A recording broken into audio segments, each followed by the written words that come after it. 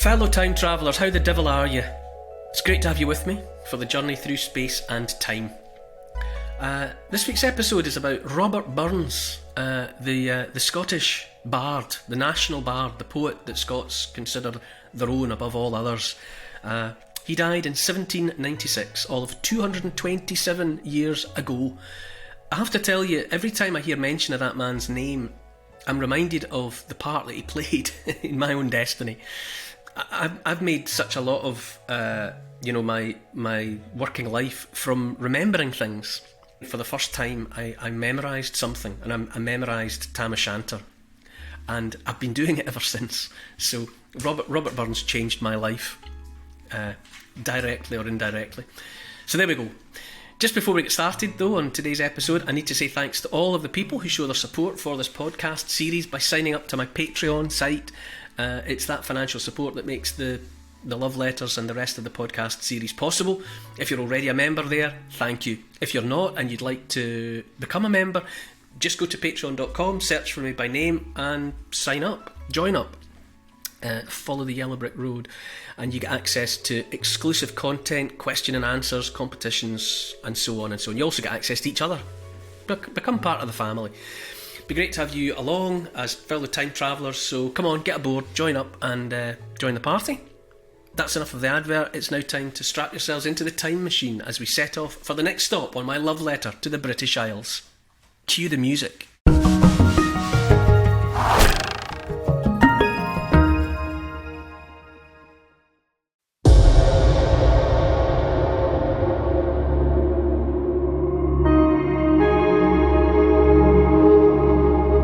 The pleasure that I got from remembering Tam O'Shanter changed my life and set me out on a path that I'm still on to this day.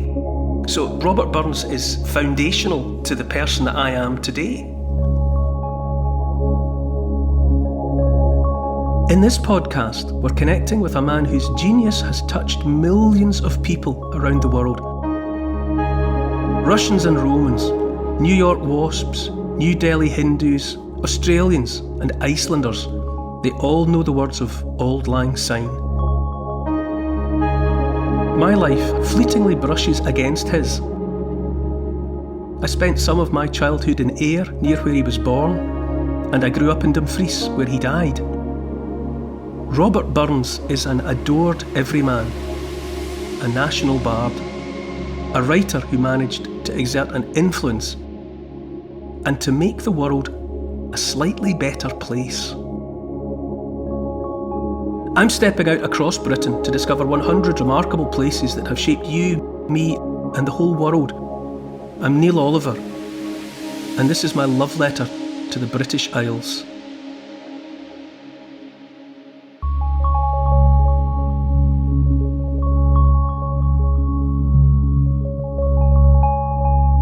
Hi Neil. In the last podcast, we felt the white heat of technological change as the Industrial Revolution took root in Coalbrookdale. Where are we now?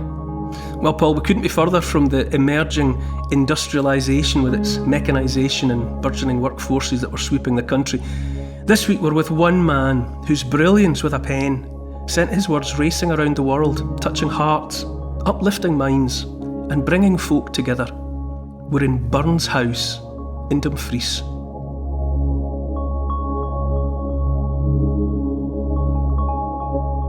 This week, Paul, we're close to my heart. Geographically, you might say, as well as emotionally. The love letter this week comes from Burns' house in Dumfries. Now, that is the house in which Robert Burns lived part of his life and the house in which he died. It was from there that he was taken to the local kirkyard, the churchyard at St Michael's Church, and buried. Now, Dumfries is the town where I mostly grew up. But interestingly, I feel a strange connection to him because I also had the earliest part of my childhood in the town of Ayr, over on the west of Scotland. And it was in Ayr, in a little cottage, that Robert Burns was actually born in 1759. And I could have done the love letter just as easily from that little cottage. It's kept now by the National Trust for Scotland. It's a museum. And it's the simplest little cottage. It's a sort of a white painted thatched roof effort. It's exactly what you'd imagine of a cottage from the 18th century in Scotland. It looks the part. So he was born there, where I was a very small boy. I lived in Ayr from the age of about 1 until my family moved to Dumfries when I was about 6 or 7. And Dumfries was really where I did all my growing up. It's where I really went to school, and it's from there that I went to university. And my mum and my sisters still live in Dumfries. I'm very much a product of Dumfries, really. In every practical sense, you might say I'm from Dumfries, although I wasn't born there. So the fact that Burns's life and death is bookended by Ayr and Dumfries, and to some extent mine was as well. So that makes me feel connected to him.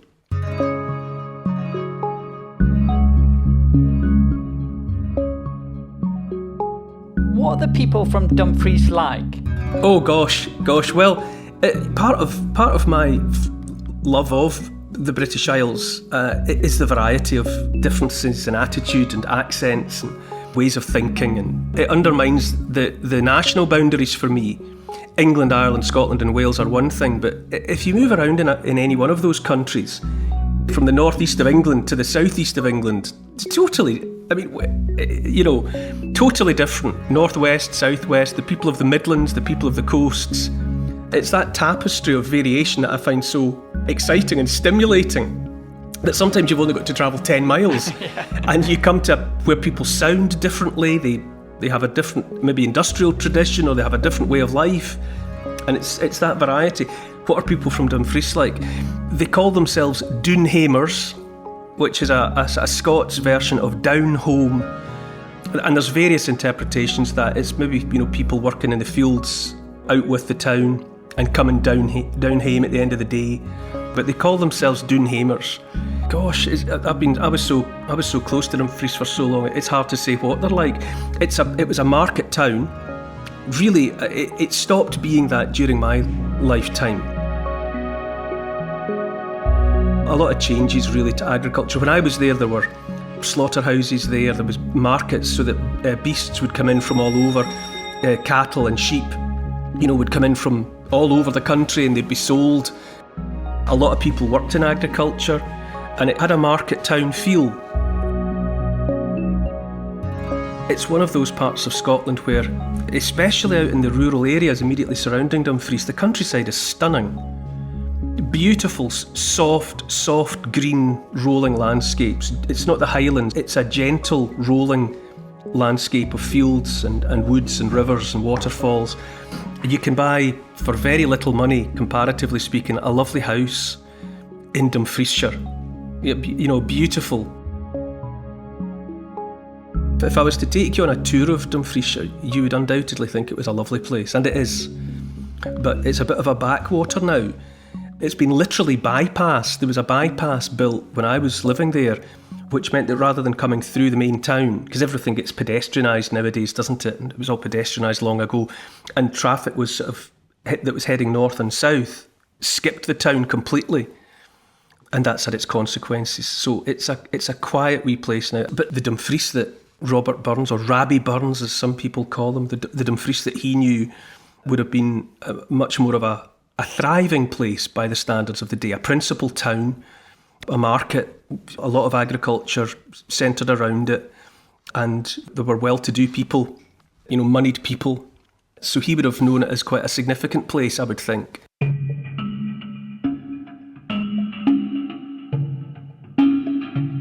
Burns, for most of his life, although everyone thinks about him being, which he was, a poet and a songwriter, a lyricist, for much of the time he was a farmer. He was born to a farming family. His dad, William, was a farmer, but never very successful. Working hard, working like a dog all these days, but never quite getting to the sunlit uplands of prosperity. It was always hard. And Robert came into the tradition, was a farmer too, and it never worked for him either. He never really managed to make a success of it, but he was really a farmer. So a lot of his poetry comes from, obviously, his being physically close to the landscape. To a Mouse, for example, is the poem that is supposedly inspired by his having disturbed a field mouse while he was ploughing. Inadvertently broke up its nest and the wee mouse had to run away. And the poem is all about how vulnerable we all are that our lives could be turned upside down by forces out with our control, and that which happens to a mouse can happen to you or me. You know, your life can just be turned upside down, and you're always at the mercy of greater forces than those you can control. But that came directly from his experience as a farmer, and throughout his work, you know, that idea of that life is vulnerable. You know, in Tam O'Shanter is his great masterwork. Most people would probably agree, the great long lyrical poem about the adventure of a man coming away from the pub, and on his way home he gets beset by witches that then start to chase him. It's a great long piece. And he writes there again that life is brief. He uses the illusion of a snowflake that is so perfect, so beautiful, but is here for a moment and gone. Or like the snow falls in the river, a moment white then melts forever.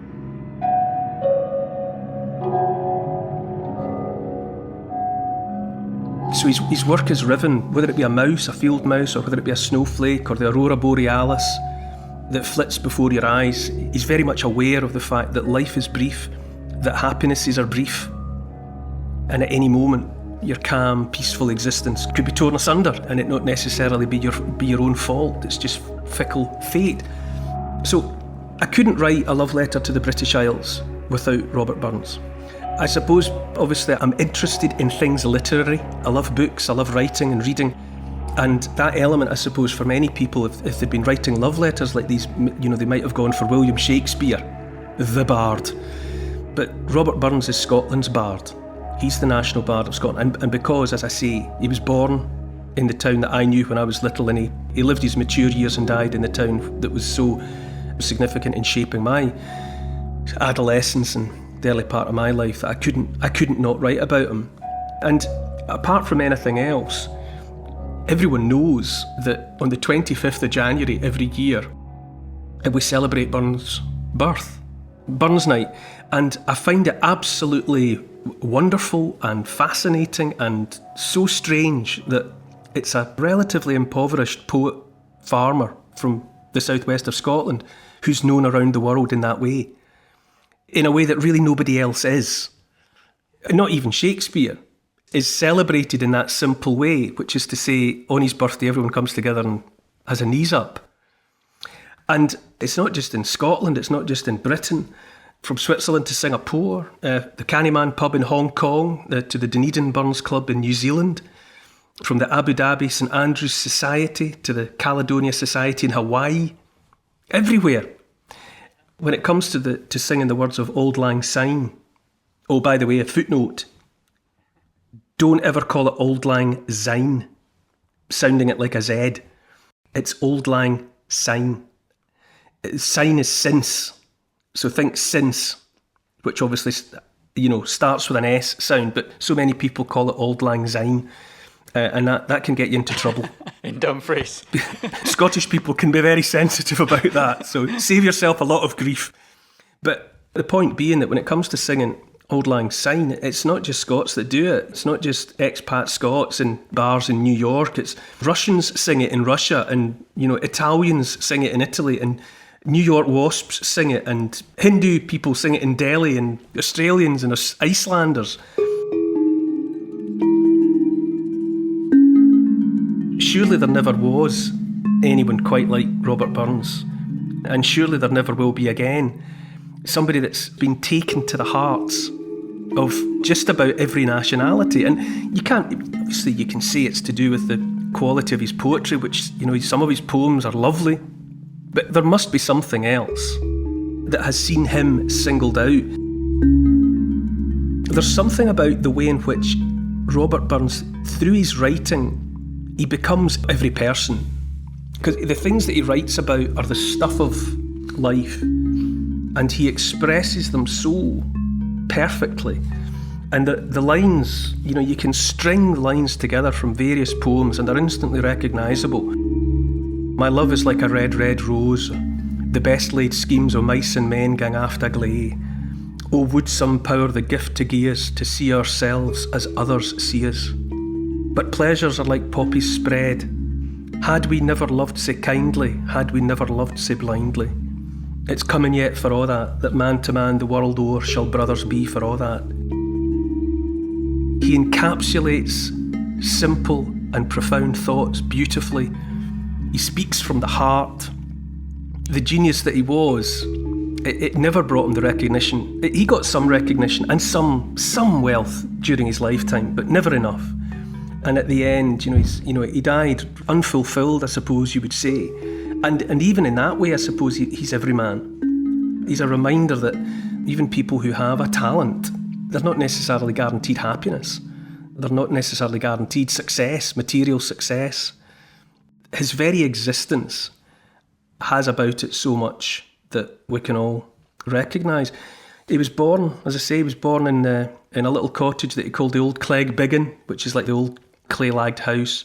He died on the 21st of July 1796. He was only 37. Wow. Think of that. Such a world-touching, world-affecting figure. And he was gone by the time he was 37.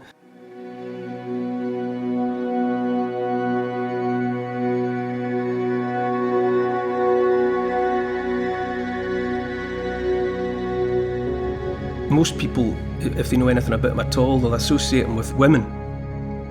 He wrote a lot of love songs, and he certainly had his share of love affairs in and out of wedlock.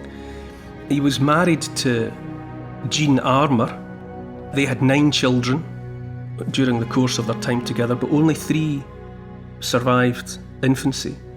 Only 3 of them actually made it into adulthood. Now that infant mortality is so low, it's hard to get your head around something like that and imagine so many of your children dying. Yes, absolutely. I suppose anyone, when you walk through graveyards, old graveyards, beneath the names of a man and a woman, there are often so many children listed, and they die as children, and they die as babies. And it's surely almost impossible for us in the developed West to imagine what that must have been like. Imagine the emotional toll that's going to take on a man and a woman. You're burying babies again and again and again. And I suppose counting your blessings if one or more of them actually survived into adulthood to carry on the family name. So the love letter, it's Burns' house, and the house in question, Jean and Robert moved into it with their children. And if you go and see it, the original address was Mill Street in Dumfries, but of course after his death it was renamed Burns Street. It's a nice looking house. It's quite simple, it's double fronted, and it's built of local red sandstone. There's a quarry in Dumfries. It's also true that red sandstone from Dumfries or thereabouts went out to become the foundations upon which were raised the Statue of Liberty. That's a good one. Yeah, in amongst the foundations beneath that iconic statue come lighthouse is Dumfries sandstone. So it's now Burns Street. It's a museum. It's looked after by the local town council, Dumfries Town Council. And if you go there, his writing desk is there. Wow. Little simple desk that he sat at, and there's some examples of his work in his own hand, so you can see Robert's own handwriting. But what you'll really be struck by is how small it is. It's quite an elegant house, and by their standards, they bought it and moved into it at a time when Robert was doing okay. And they would have been living the high life as far as it went at that point. They had a fine room for entertaining guests, and there was a long case clock that's there. Robert had a study. They had a housemaid. For a period of time, they had a woman coming in and helping them look after the place. We know that they ate game, and well-wishers who were fans of his work often sent them fresh oysters, barrel loads of oysters. So they had some good times, but it was really never to last. He famously and controversially, he was working away. He was a farmer, and he was writing on the side, and he got offered a job through friends of friends that would have seen him go and become the bookkeeper of a slave plantation in the West Indies. He would have been like an overseer of slaves, which obviously would appear to run contrary to someone who would write that man to man the world o'er shall brothers be, for all that. In any event, he was all signed up. You might say his bags were packed, and he was going to travel west, and the job might have been quite well paying, and he might have enjoyed some prosperity out there. But as it happened, as luck would have it, or as coincidence would have it, a volume of his poetry finally got published. And it's called the Kilmarnock Volume. It's poems chiefly in the Scots dialect, because unlike many poets at the time who were writing, even Scottish poets were writing in English, you know, what we would call sort of posh English. Robert Burns wrote a great deal of his work in the Scots dialect, which was the language of the fireside. It was the language of the hearth. It was the language that people spoke to one another. It wasn't highfalutin. It was common speech. And no one had done that before, because poetry in those days was something that you kind of put your Sunday best on to recite poetry. You'd get your good shirt on and your nice pressed trousers, and you'd stand up and you'd declaim a poem in your best English. And so Robert was quite controversial in expressing love and pain and hardship and all the rest of the vicissitudes of life in the language of the people. And so these poems, chiefly in the Scots dialect, published as the Kilmarnock volume, they got published just about that time, and it took off. It took off. By the publishing standards of the day, it was a bit of a sensation. And so he unpacked his bags, cancelled his ticket, and he stayed, and, you know, the rest is history.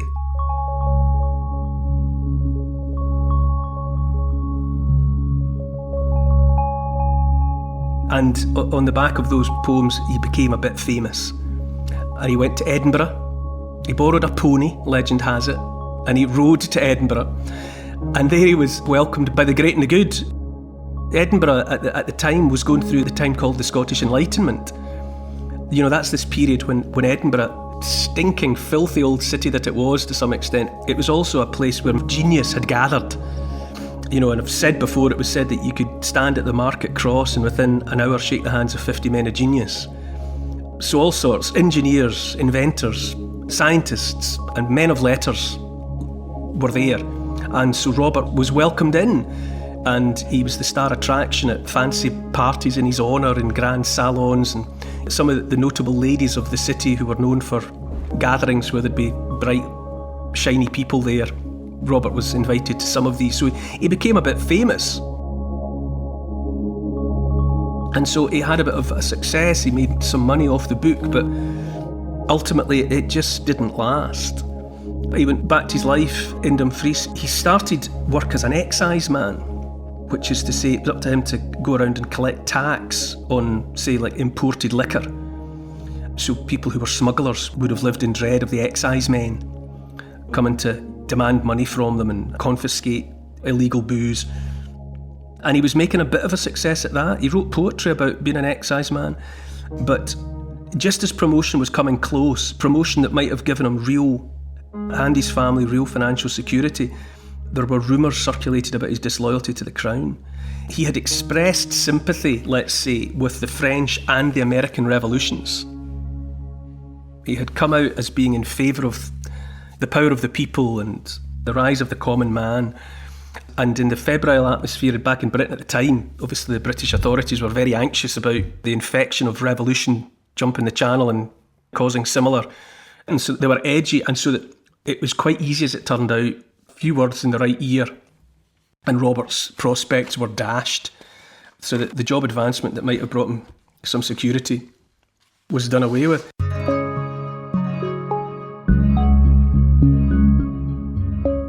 Another thing that makes him completely identifiable and completely lovable, because he's a lovable character more than anything else, he was quite frail. Well, having said that, when one of the people that encountered him when he was in Edinburgh was Walter Scott, Sir Walter Scott, and Sir Walter Scott at the time was just a teenager. He was a lot younger than Burns. I think he was about 16 when he laid eyes on Robert Burns. And I don't know that they really met, but Walter Scott was in the room with him, and he described him as quite an imposing figure, a man of the land. He was a man of toil, and so he was quite well built. You know, the kind of physique that you get from working on the land all the time. So he was quite physically striking. There's a very famous portrait of him by Naismith, and he looks hale and hearty. But once he got into his 30s, the constant stress about money, the hardship of a physical life, his health began to fail. His years began to catch up on him, and he started to look old, and then maybe older than his years. A lot is made of the fact that he liked going to the pub, drinking, and it's probably overstated somewhat. It's not like he was an alcoholic or anything. He just liked the conviviality of getting together with friends and in mixed company in the pubs. So he probably did take some alcohol, but I don't think really in this excessive way that it's sometimes proposed. But there seems a suggestion that He may have had a rheumatic heart that may have been exacerbated by drinking. Even if he wasn't drinking particularly heavily, it probably wouldn't have been an ideal combination for him. So while he was in Dumfries, his doctor, a Dr. Maxwell, suggested a cure to him, which, believe it or not, meant going to a place called the Brow Well, which is down on the coast, down by the sea, practically in the sea, in Dumfriesshire. And you can go there now. I've been there many times. The Brow Well, it's like a stone-lined space that's naturally filled with the seawater. And the traditional cure there was to go in, even in the depths of winter, which is when he did do it. You had to bathe fully clothed, up to your armpits or up to your shoulders in the cold water. You had to stand for as long as you could bear it, and then come out and let your clothes dry on you. And you also drink some of the water. There's a lot of iron, natural iron in the water as well, this brackish water. Dr. Maxwell had prescribed this as the sort of cure-all for Robert Burns. But as you can imagine, for a man with a weak heart, it did not work at all. And in fact, quite the contrary, he died soon after. It basically finished him off. So he was buried. He was taken from the house in Burns, well, the house on Mill Street as it was then. And at the time, because of their financial circumstances, he was given a very simple burial in a corner of the churchyard at nearby St Michael's. You can go there as well. If you go to Dumfries, St Michael's Kirkyard is just a 5-minute walk from Burns's house. He died on the day that one of his children was born, his son Maxwell. On the day he died was the birthday of one of his sons. And to begin with, his grave was just a simple slab, because that was all that the family or all that Jean Armour could afford.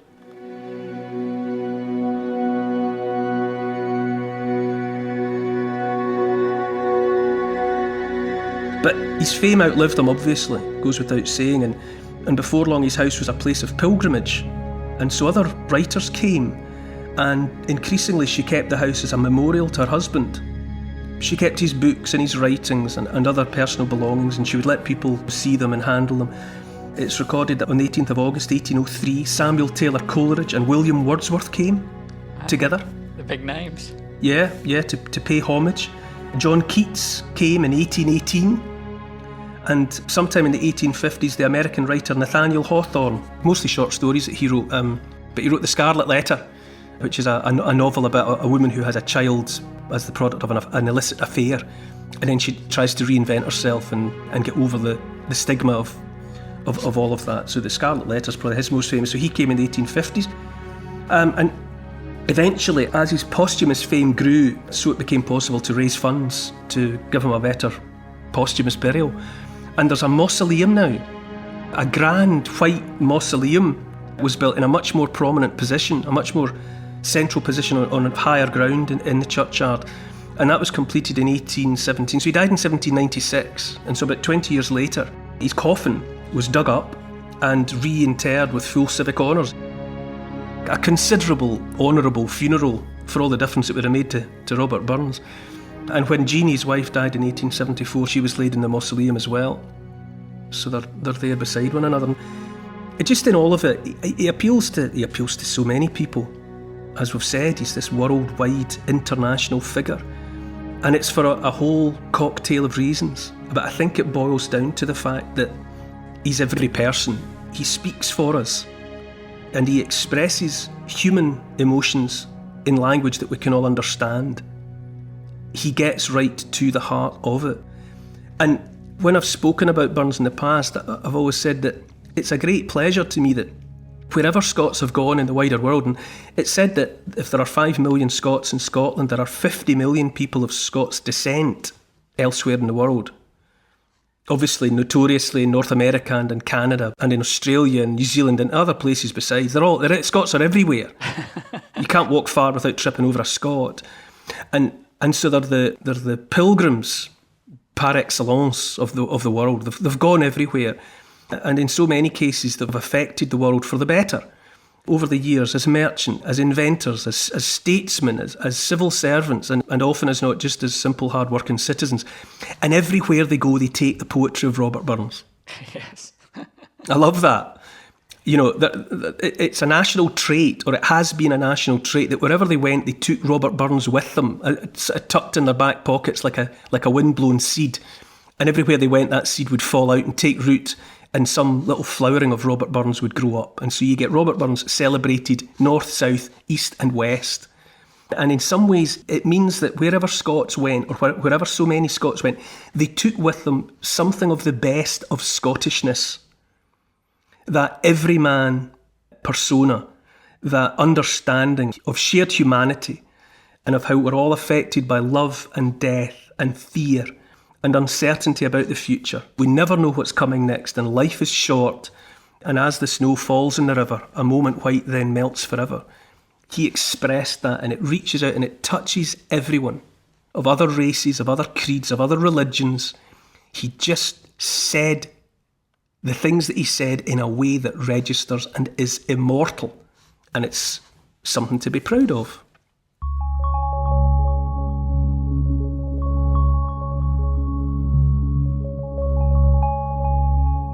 He's such an inspirational figure, isn't he?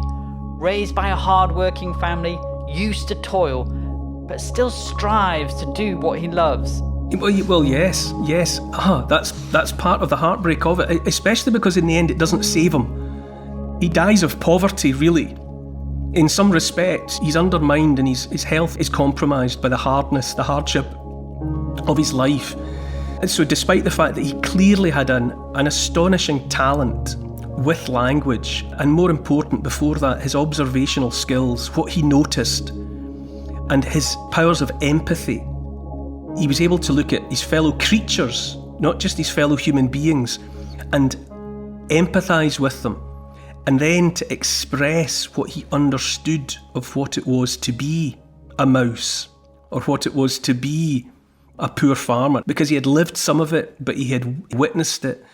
He articulated what it is to be in love.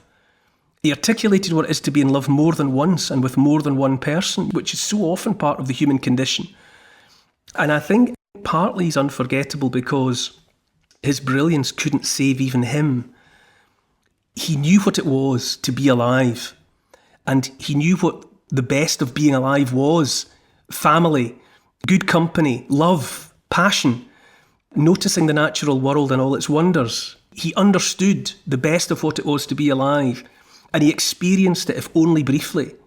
And then, because of circumstances, he was taken from us, or he was taken from the world too soon. And as is so often the case, the real quality, the real depth of his genius wasn't recognised until afterwards. And therein lies so much of the tragedy of what it is to be human and alive.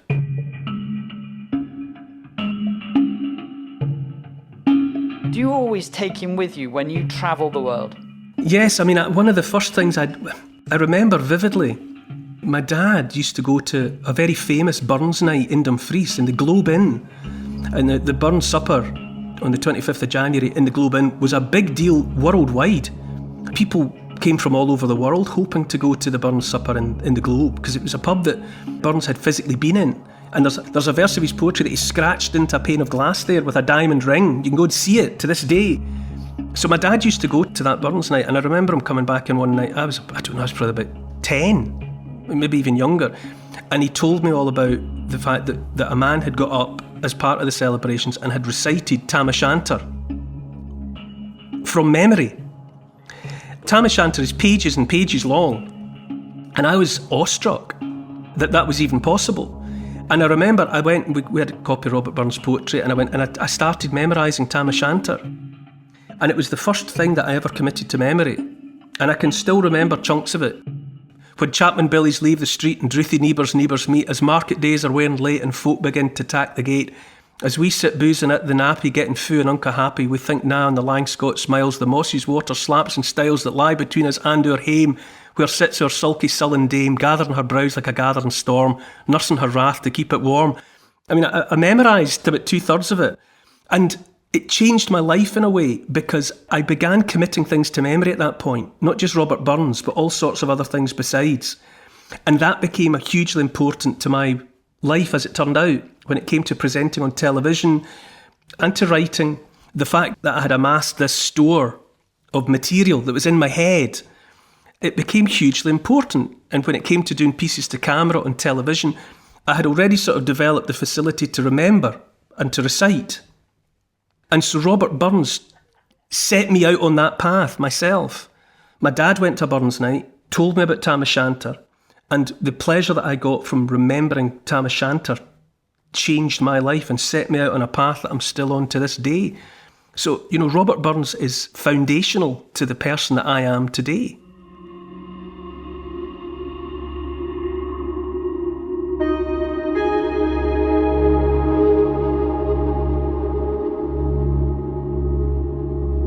Rising in rebellion, angry and dissatisfied, fighting for freedom against their own government, the 56 signatories of the Declaration of Independence were all British subjects. People from these British Isles helped forge this incredible country. The founder and father of the US Navy was born in Arbigland in Scotland. Devoted to his adopted country, he brought the battle for American independence back across the Atlantic to these shores and became a legend in the process, audacious and fearless in the part he played, helping to make his adoptive land the land of the free. Next time, in my love letter to the British Isles. To help support this podcast, which is and always will be free, and to get access to new and exclusive history and comment videos every week, sign up to my Neil Oliver Patreon site. Be great to see you there. Check out the Instagram account called Neil Oliver Love Letter. And please write a review of this week's podcast and share it with your friends. For further reading about these favourite destinations of mine, you could try my book. It's called The Story of the British Isles in 100 Places, and it's published by Transworld. Neil Oliver's Love Letter to the British Isles is produced by Paul Ratcliffe and Neil Oliver for Fat Belly Films. Music is by Malcolm Goldie. The social media producer is Oscar, CFR. Additional research is by Evie, Lucian, Archie and Teddy. Finance is by Catherine and Trudy. Post-production is by Althorpe Studios. And the graphics are by Paul Plowman. And special thanks to the people across history who have made and continue to make these isles such an incredible place. This has been an FBF Podcasts production.